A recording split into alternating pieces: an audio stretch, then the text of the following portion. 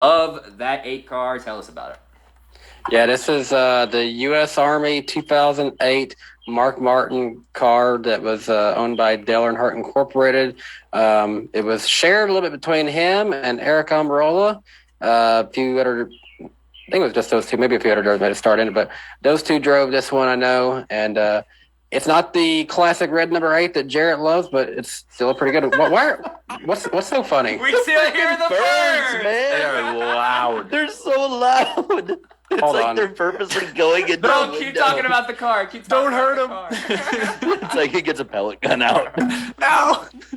These damn birds. Look away! I'm about to sink the army on these birds. Oh man.